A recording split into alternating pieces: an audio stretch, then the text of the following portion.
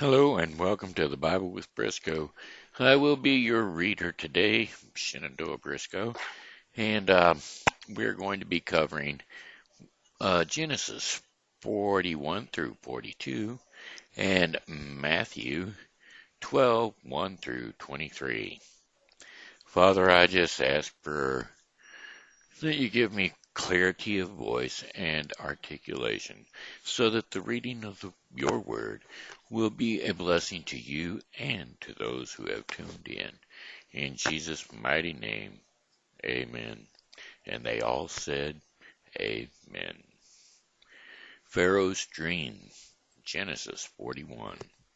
When 2 full years had passed, Pharaoh had a dream. He was standing by the Nile when out of the river there came up 7 cows, sleek and fat, and they grazed among the reeds. After them 7 other cows, ugly and gaunt, came up out of the Nile and stood beside those on the river bank. And the cows that were ugly and gaunt ate up the 7 sleek, fat cows. Then Pharaoh woke up. He fell asleep again and had a second dream. 7 heads of grain, healthy and good, were growing on a single stalk. After them 7 other heads of grain sprouted, thin and scrunchy by the east wind. The thin heads of grain swallowed up the 7 healthy, full heads. Then Pharaoh woke up. It had been a dream. In the morning his mind was troubled, so he sent for the magicians and wise men of Egypt. Pharaoh told them his dream, but no one could interpret them for him. Then the chief cupbearer said to Pharaoh, "Today I am reminded of my shortcomings. Pharaoh was once angry with his servant and imprisoned me and the chief baker in the house of the captain of the guard. Each of us had a dream the same night, and each dream had meaning of its own. Now a young Hebrew was there with us, a servant of the captain of the guard. We told him our dreams, and he interpreted them for us, giving each man an interpretation of his dream. And things turned out exactly as he interpreted them to us. I was restored to my position, and the other man was impaled. So Pharaoh sent for Joseph, and he was quickly brought from the dungeon.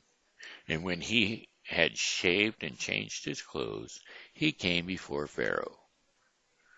Pharaoh said to Joseph, "I had a dream, and no one can interpret it, but I have heard it said that when you hear a dream, you can interpret it."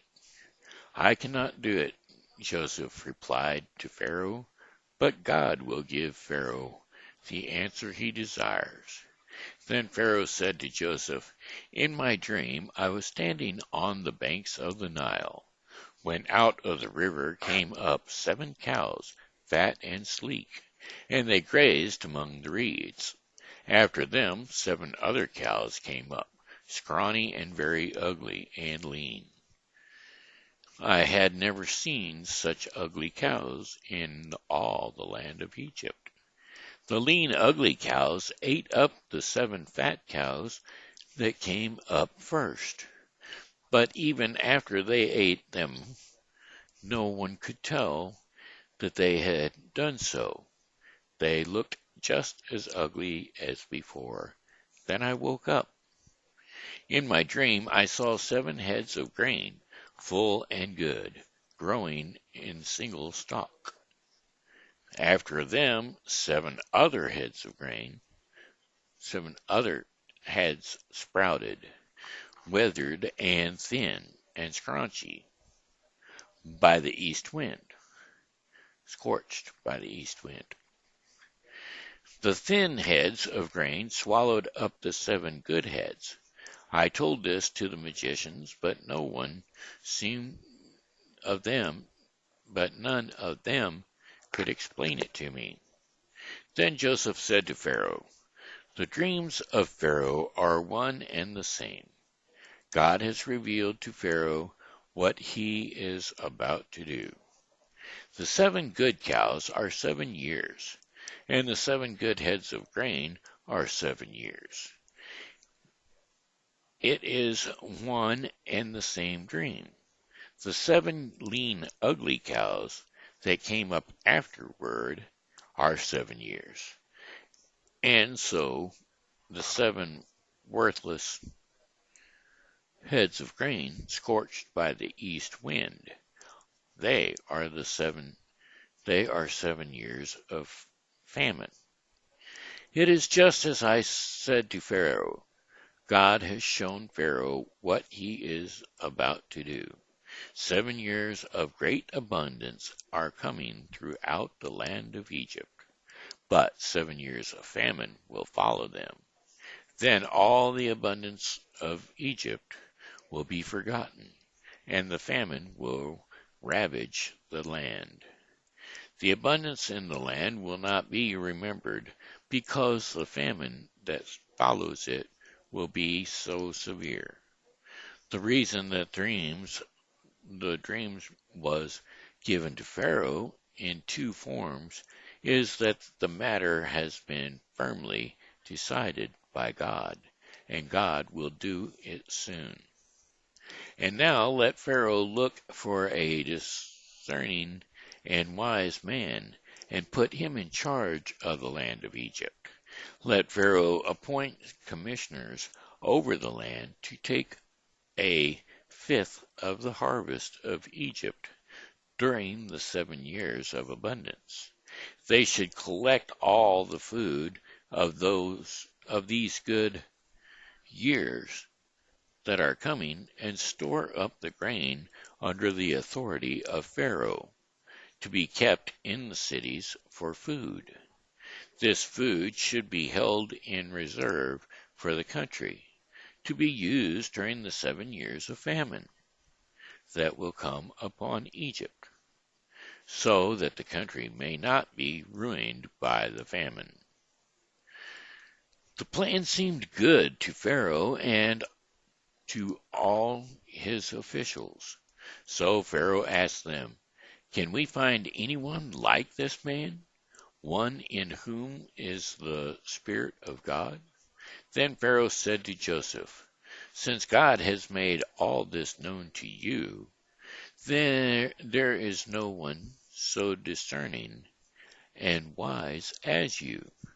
You shall be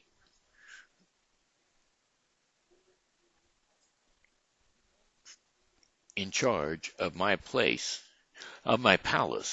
and all my people are to submit to your orders. Only with respect to the throne will I be greater than you. Joseph in charge of Egypt. So Pharaoh said to Joseph, I hereby put you in charge of the whole land of Egypt. Then Pharaoh took his signet ring from his finger and put it on Joseph's finger. He dressed him in robes of fine linen and put a gold chain around his neck. He had him ride in a chariot as his second in command. The people shouted before him, make way! Thus he put him in charge of the whole land of Egypt. Then Pharaoh said to Joseph, I am Pharaoh, but without your word no one will lift hand or foot in all of Egypt. Pharaoh gave Joseph the name Zephathith-Phenan, and gave him Aneth, daughter of Pharaoh, priest of On, to be his wife. and Joseph went throughout the land of Egypt. Joseph was 30 years old when he entered the service of Pharaoh, king of Egypt, and Joseph went out from Pharaoh's presence and traveled throughout Egypt. During the 7 years of abundance, the land produced plentifully. Joseph collected all the food produced in those 7 years of abundance in Egypt and stored it in the cities. In each city he put food grown in the fields surrounding it. Joseph stored up huge quantities of grain, like the sands of the sea. It was so much that he stopped keeping records because it was beyond measure.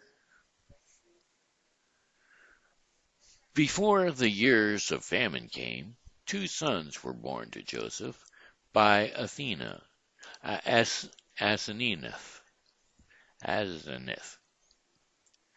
daughter of Potiphar, priest of On. Joseph named his firstborn Manesh, and said, "It is because God has made me forget all my troubles and all my father's household." The second son he named Ephraim, and said, "It is because God has made me fruitful in the land of my suffering." The 7 years of abundance in Egypt came to an end, and the 7 years of famine began. Just as Joseph had said, there was famine in the other lands, but in the whole land of Egypt there was food. When all Egypt began to feel the famine, the people cried to Pharaoh for food. Then Pharaoh told all the Egyptians, "Go to Joseph and do what he tells you."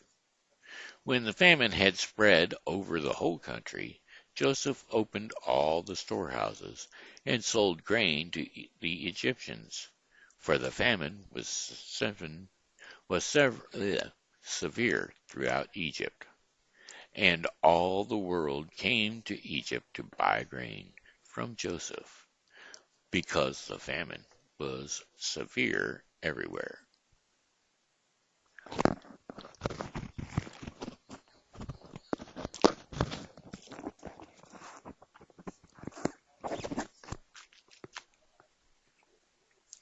Genesis 42.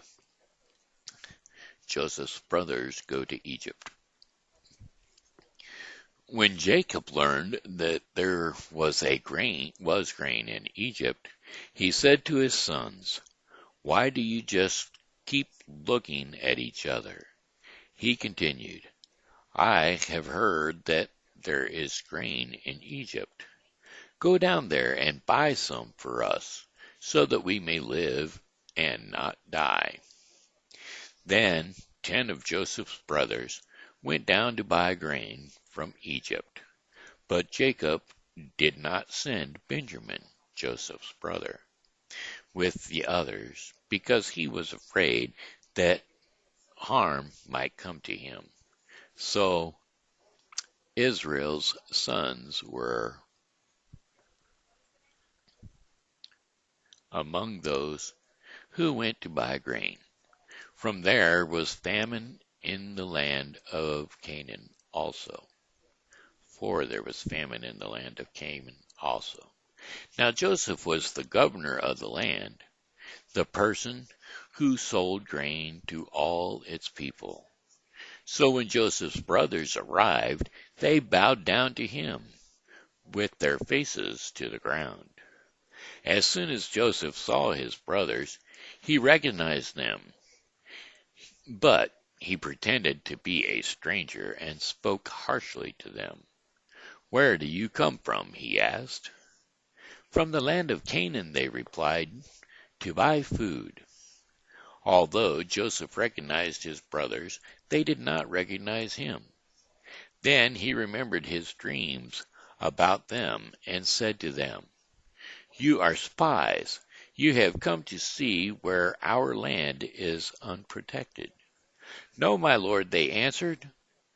Your servants have come to buy food. We are all the sons of one man. Your servants are honest men, not spies. No, he said to them, you have come to see where our land is unprotected. But they replied, your servants were 12 brothers, the sons of one man, who lived in the land of Canaan. The youngest is now with our father, and one is no more. Joseph said to them, it is just as I told you. You are spies, and this is how you will be tested. As surely as Pharaoh lives, you will not leave this place until your youngest brother comes here. Send one of your brothers, send one of your numbers to get your brother, and reset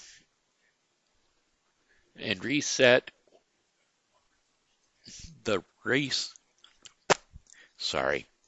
Send one of your number to get your brother. The rest of you will be kept in prison, so that your words may be tested to see if you are telling the truth. If you are not, then as surely as Pharaoh lives, you are spies. And he put them all in custody for 3 days. On the third day, Joseph said to them, do this, and you will live, for I fear God. If you are honest men, let one of your brothers stay here in the prison, while the rest of you go and take grain back for your starving household. But you must bring your youngest brother to me, so that your words may be verified, and that you may not die. This they proceeded to do. They said to one another, surely we are being punished because of our brother. We saw how distressed he was when he pleaded with us for his life. But we would not listen. That's why this distress has come on us. Reuben replied, did I tell you not to sin against the boy? But you wouldn't listen. Now we must give an account for his blood. They did not realize that Joseph could understand them, since he was using an interpreter.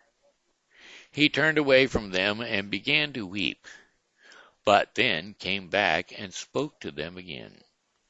He had Simon take from them and bond before their eyes. He had Simon taken from them and bound before their eyes. Joseph gave orders to fill their bags with grain, to put each man's silver back in his sack, and give them provisions for the journey. After this was done for them, they loaded their grain on their donkeys and left.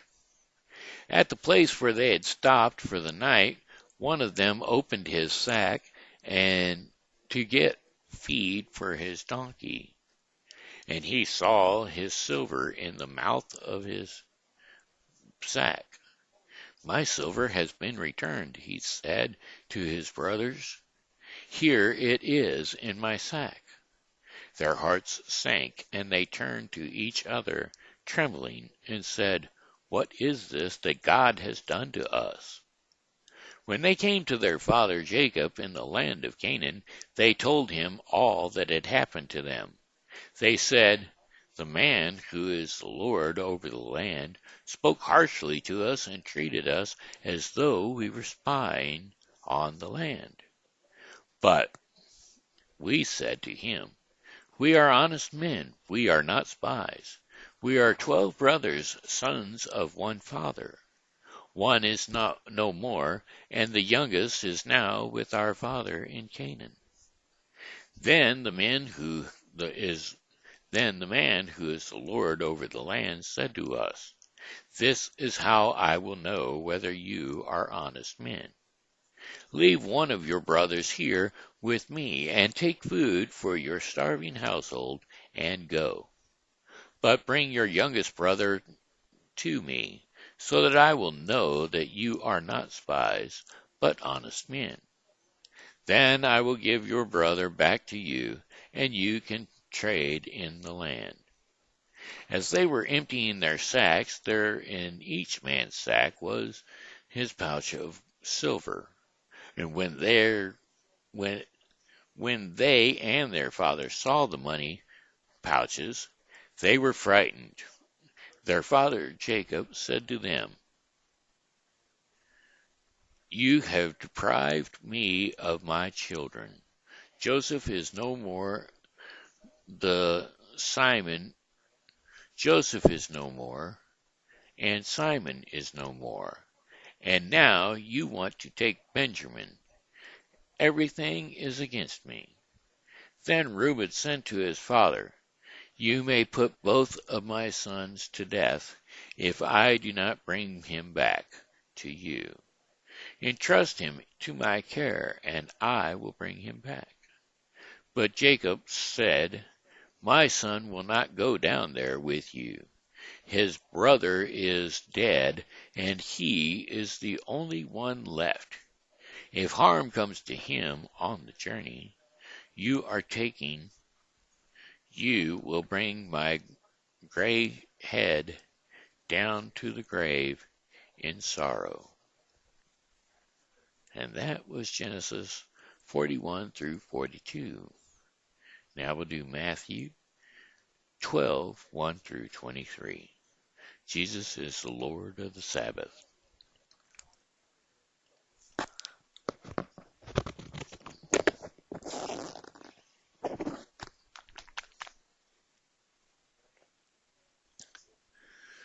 Matthew 12. At that time Jesus went through the grain fields on the Sabbath. His disciples were hungry and began to pick some heads of grain and eat them. When the Pharisees saw this, they said to him, "Look, your disciples are doing what is unlawful on the Sabbath." He answered, "Haven't you read what David did when he and his companions were hungry? He entered the house of God, and he and his companions ate the consecrated bread, which was not lawful for them to do, but only for the priests. Or haven't you read the law of the priests of Sabbath duty in the temple desecrates the Sabbath and yet are innocent? I tell you that something greater than the temple is here. If you had known what these words mean, 'I desire mercy, not sacrifice,' you would not have condemned the innocent, for the Son of Man is Lord of the Sabbath."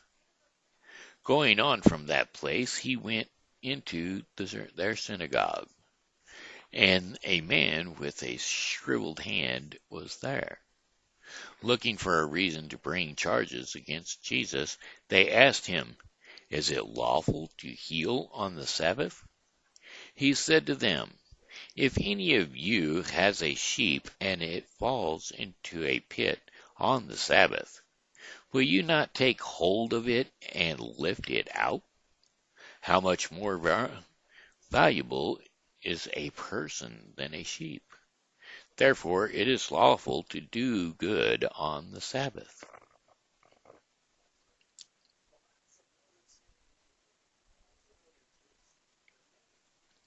Then he said to the men, "Stretch out your hand." So he stretched it out, and it was completely restored, just as sound as the other. But the Pharisees went out and plotted how they might kill Jesus, God's chosen servant. 15. Matthew 12:15. Aware of this, Jesus withdrew from that place. A large crowd followed him, and he healed all who were ill. He warned them not to tell others about him. This was to fulfill what was spoken through the prophet Isaiah.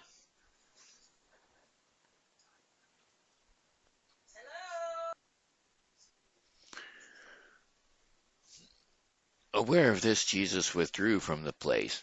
A large crowd followed him, and he healed all whom were ill. He warned them not to tell others about him. This was to fulfill what was spoken through the prophet Isaiah. Here is my servant whom I have chosen, the one I love, in whom I delight. I will put my spirit on him, and he will proclaim justice to the nations. He will not quarrel or cry out.